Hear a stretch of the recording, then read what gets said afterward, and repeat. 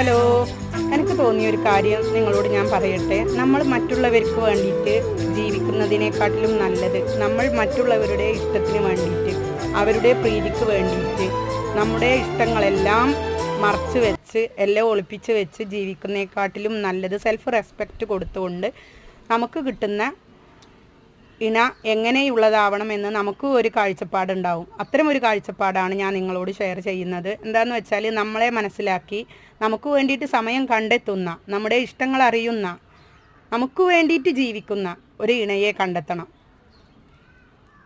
കുറേ സ്വത്തിനെക്കാട്ടിലും പണത്തിനെക്കാട്ടിലും അതല്ലേ ഏറ്റവും ബെറ്റർ.